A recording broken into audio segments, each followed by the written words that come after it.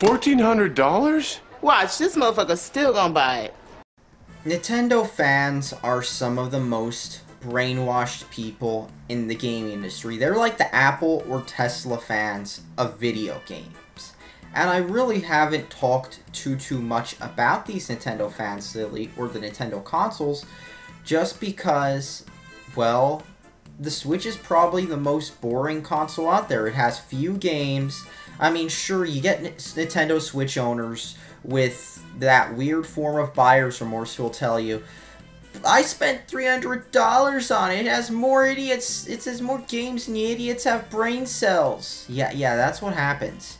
You spend $300 on a game system, and you convince yourself that this system's so great. This system is so amazing. Well, here's the problem. The problem is, it sucks.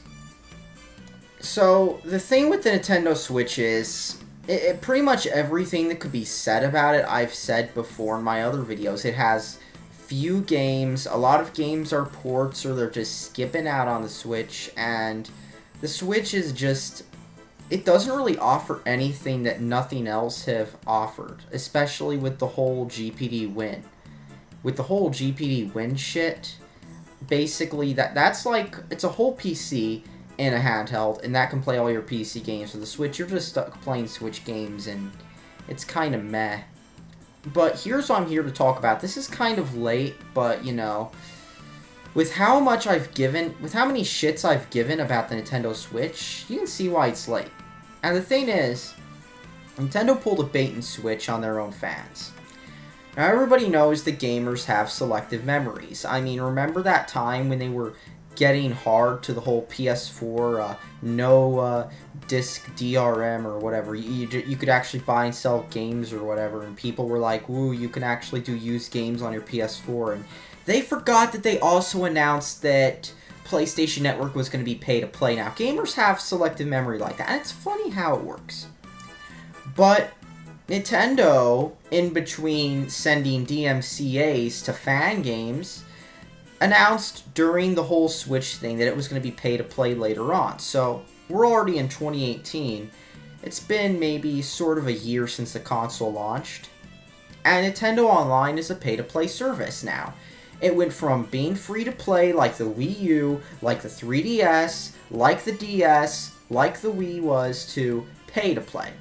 You now have to pay $20 a year to play online. Now, there is one good thing about the Nintendo Online, and that is at least $20 a year is still cheaper than $60 a year for Sony or Microsoft.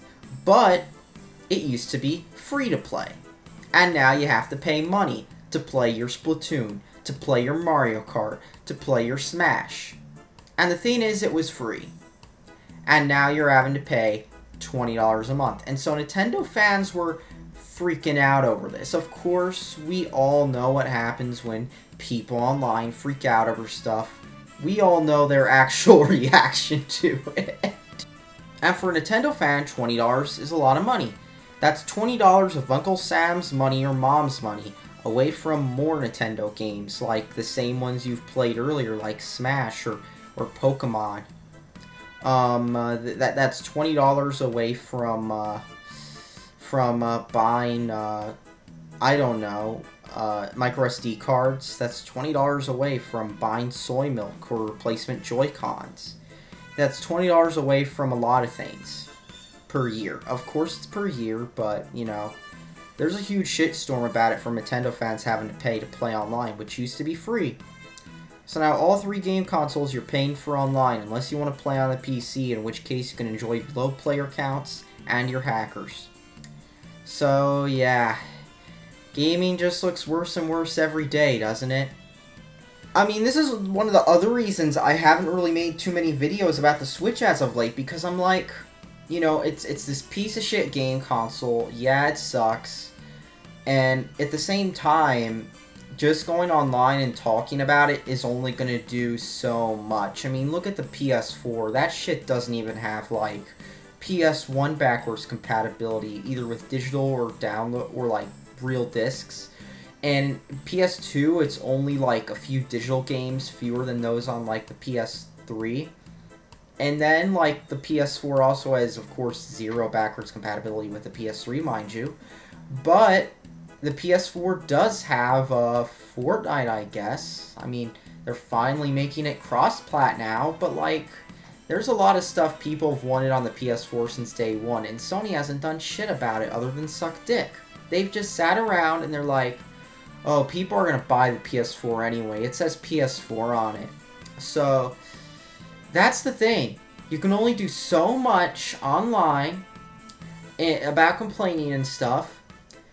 Because if you really want to make an impact, you got to make video games, okay? You got to, like, learn programming. Get some programming books. There's, like, a lot of them on the internet. There's PDFs all over the internet. You got to get some, you also got to get, like, or you can just download one of those engines, and you can learn programming that way. And the thing, it's just like how I read online, like, if you really want to see change in the government, you should start running for office yourself. Like not just getting out and voting for, like, a Coke or Pepsi type deal, though I would still suggest voting this year because it could be worse if you don't vote. But here's the thing. I read online if you want to make the most change, voting's only one thing. You actually got to, like, run out for office where you're at. And the same goes to video games. You want to make games better, you gotta, like, make your own games. You gotta make your own games, and then people will buy them, and then you can actually have some influence, not just on what you say, but, you know, I'm a firm believer in actions mean more than words do, and if you go out and make a video game, and it's good, and people buy it, you're instantly gonna gain cred. And then you gotta keep making more video games, and once you do that, well, you'll be making games the way you want them. So that's what I've been coming to the conclusion towards over the past few months to year, is that if you want games to get better, you gotta start making them, people. That's all that needs to be said, gamers. Thanks for watching and subscribe for more.